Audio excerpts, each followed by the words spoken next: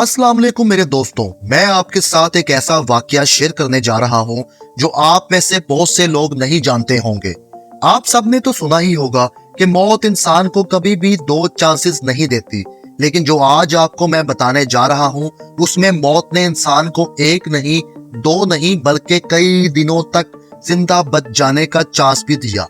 दिलचस्प हकाइक से भरपूर ये वीडियो लेकर मैं मोहम्मद उमर कियानी अपने व्यूवर्स की खिदमत में हाजिर हूँ।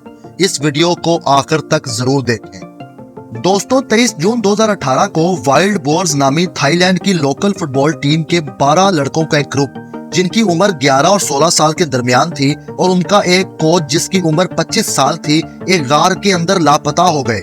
इस गार को great cave of sleeping lady भी कहते हैं। ये गार थाईलैंड की दूसरी बड़ी गार मानी जाती है। इसकी लंबाई 10 किलोमीटर है और इसके अंदर के रास्ते इंतहाई तंग हैं। इस गार के अंदर ऑक्सीजन लेवल भी कम होता है। इब्तदाई रिपोर्ट्स के मुताबिक ये टीम गार में दाखिल होने के बाद मुसलसल बारिश की वजह से गार में ही फंस कर रह गई। इनके गार में फंस जाने की खबर किसी को भी ना थी। उसी दिन शाम 7 बजे के करीब उस टीम के हेड कोच से परेशानी की हालत में इन 12 लड़कों के वालिदैन ने उनके वापस घर न आने की वजह पूछी तो वो खुद भी हैरान हो गया। हेड कोच ने मुतअद्दिद लड़कों को फोन किया लेकिन किसी से भी राब्ता ना हो सका।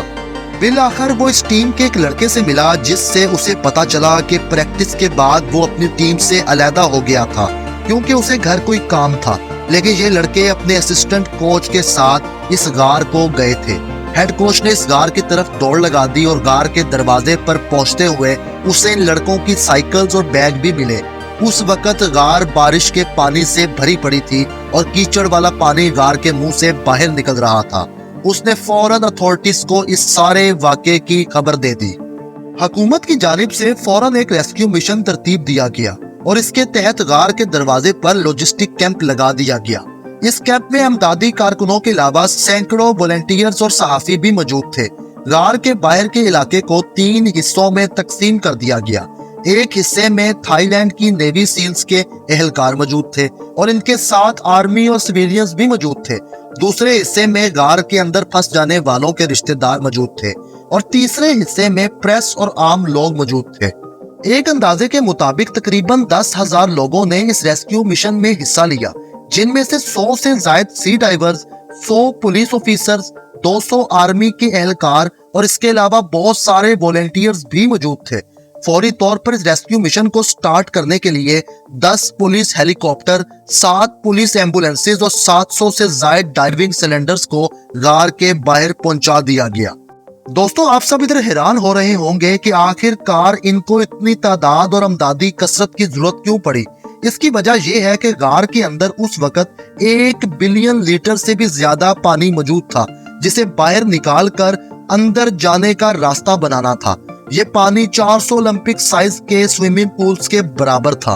हुकाम को तमाम चैलेंजेस में से सबसे बड़ा चैलेंज ये था कि ये लड़के गार के अंदर 4 किलोमीटर आगे तक फंस चुके थे और पहाड़ की चोटी से तकरीबन 800 से 1000 मीटर नीचे थे। इन लड़कों तक पहुंचने के लिए जो रास्ता मौजूद था वो 15 इंच ऊंचा और 28 इंच चौड़ा था। शुरुआत में अमदादी कारकुन पानी की बढ़ती हुई सतह से लड़ रहे थे। गार में रास्ता बनाने के लिए एक पत्थर का डाइवर्जन डैम ऊपर की तरफ बनाया गया। ये एक ऐसा सिस्टम था जिसके जरिए गार के अंदर के पानी को बाहर निकाला जा रहा था और पानी के बहाव को मोड़कर करीबी इलाके की तरफ कर दिया गया था। इसकी बदौलत 12 दिनों की मेहनत से पानी की सतह में 1.5 इंच फी घंटा कमी की गई और इस कमी की वजह से रेस्क्यू वर्कर्स को 1.5 किलोमीटर गार के अंदर पैदल चलने का रास्ता भी मिल गया। 6 जुलाई की तारीख को गार में ऑक्सीजन की सतह में कमी का पता चला, जिससे खदशा पैदा हुआ कि अगर लड़के ज्यादा देर तक गार में रहे तो इनमें हाइपोक्सिया हो सकता है। 8 जुलाई तक के लिए जब गार में ऑक्सीजन लेवल को मेजर किया गया तो पता चला कि अंदर इसका लेवल 15% बाकी है, जबकि इंसान को 19.5% से 23.5% ऑक्सीजन लेवल की जरूरत पड़ती है।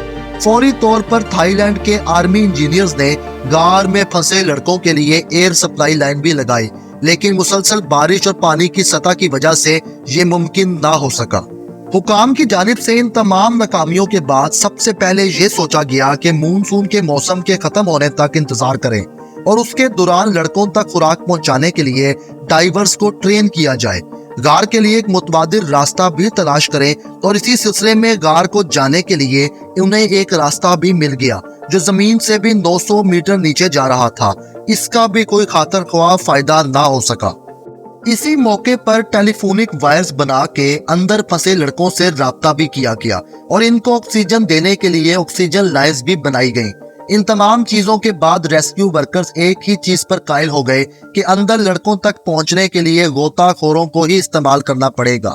تھائی لینڈ کی نیوی سیلز اور امریکہ کی ایئر فورس نے تھائی لینڈ کے وزیر داخلہ سے اس کام کو کرنے کی اجازت بھی لے لی۔ 90 ڈائیورز کی ٹیم تشکیل دی گئی جس میں 40 تھائی لینڈ کے ڈائیورز تھے اور بقایا غیر ملکی ڈائیور سے مدد حاصل کی گئی۔ ان غوطہ خوروں کو سب سے پہلے آرٹیفیشل تنگ راستوں سے کمر پر کرسی باندھ کر ٹریننگ دی گئی اور اس پلان کو مزید مضبوط کیا گیا۔ اس سب سے پہلے سونگنے والے کتوں کے ساتھ پولیس اہلکاروں نے اوپر کی سطح کو شافٹ کے سوراخ کے لیے تلاش کیا جو نیچے غار کے نظام میں داخل ہونے کے لیے ایک متبادل راستہ فراہم کر سکے گی۔ جدید ٹیکنالوجی جیسا کہ ڈرونز اور روبوٹس کا بھی استعمال ہوا لیکن زیر زمین پھنسے لڑکوں کو کوئی بھی سکین نہ کر سکا۔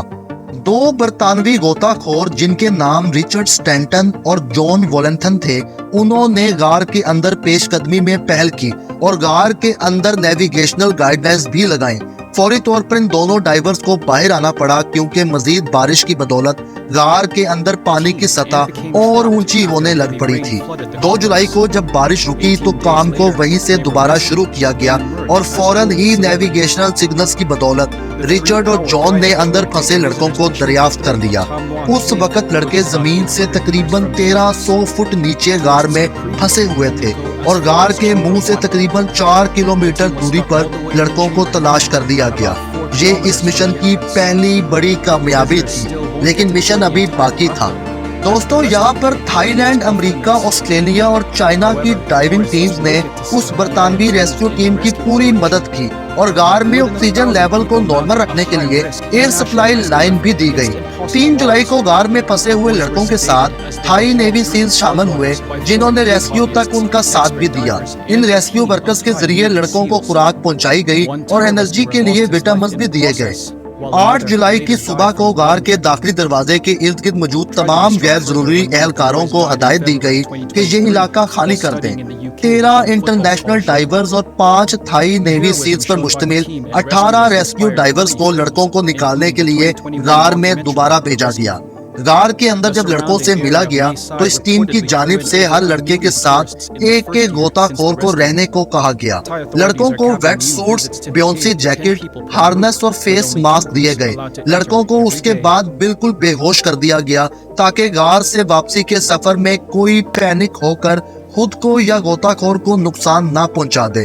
ان کو اینٹی انزائٹی ڈرگز بھی دی گئی تاکہ راستے میں پریشان ہو کر کسی کو ہارٹ اٹیک نہ ہو جائے۔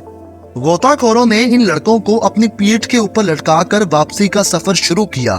تمام ہی غوطہ خور نیویگیشنل گائیڈ لائنز پر ڈیپینڈ کر رہے تھے جو انہوں نے اندر داخل ہوتے وقت راستے میں لگائی تھی۔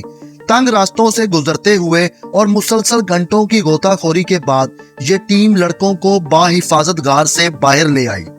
10 جولائی تک غار میں پھنسے ہوئے سب لڑکوں کو باحفاظت غار سے ریسکیو کر لیا گیا۔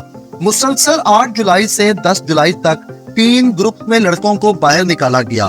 ابھی اس ریسکیو ٹیم کے کچھ ورکرز غار کے اندر 1.5 کلومیٹر دوری پر موجود تھے تو آکسیجن پائپ پھٹ گیا اور اسی کی وجہ سے غار میں دوبارہ پانی بھرنے لگا۔ ہر 10 منٹ میں 50 سینٹی میٹر پانی کی سطح اونچی ہو رہی لیکن بس رفتاری کے ساتھ وہ 1 گھنٹے کے اندر ہی غار کے داخلی دروازے کے سامنے پہنچ گئے جدھر سب کھڑے اس کا انتظار کر رہے تھے۔ بالآخر لڑکوں کو ان کے کوچ کے ہمراہ ہسپتال منتقل کر دیا گیا جہاں کچھ دن گزارنے کے بعد سب اپنے اپنے گھروں کو لوٹ گئے۔ دوستو، اس خطرناک غار کو کافی سالوں کے لیے بند بھی کر دیا گیا۔ یہاں آپ کو میں بتاتا چلوں کہ اس ریسکیو مشن کے دوران ایک 37 سالہ تھائی نیوی سیل کا ڈائیور کی ہلاکت بھی ہوئی۔ اس کے علاوہ اس واقعے کے تقریباً 1 سال سے بھی کم عرصے میں ایک اور تھائی نیوی سیل کے ڈائیور جس کا نام بیروت تھا وہ بھی ہلاک ہو گیا۔ انویسٹیگیشن کے بعد پتا چلا کہ لڑکوں کو بچانے کے لیے ڈائیونگ کے دوران اس کے بلڈ میں ایک خفیہ انفیکشن داخل ہو گیا تھا جو اس کی موت کا باعث بنا۔ दोस्तों आखिर ये कोई आसान मिशन नहीं था और अच्छी बात तो ये है कि इस मिशन का हिस्सा तो बहुत से मुमालिक बने। तकरीबन 30 मुमालिक जिनमें ऑस्ट्रेलिया, अमेरिका, बरतानिया, भारत, फ्रांस, चीन, न्यूजीलैंड, जर्मनी और दीगर मुल्क भी शामिल थे। इस रेस्क्यू मिशन को इलॉन मस्क जो कि स्पेस एक्स प्रोग्राम के फाउंडर हैं, उन्होंने भी ज्वाइन किया। वो एक छोटी सबमरीन लेकर आए और थाईलैंड को पेशकश भी की कि वो इससे इस मिशन में इस्तेमाल करें, लेकिन इसकी नौबत आने से पहले लड़के गार से बाहर आ चुके थे। बिल आकर वो सबमरीन थाईलैंड की हुकूमत को ही तोहफे में दे दी गई। दोस्तों इस तरह हमारी ये वीडियो अपने इख्तिताम को पहुंचती है। हमारी ये वीडियो पसंद आए तो इसे लाइक जरूर करें और दी अनबायस्ड रिपोर्ट को सब्सक्राइब भी जरूर करें। आपसे जल्द ही अगली वीडियो में मुलाकात होगी, तब तक के लिए अल्लाह हाफिज।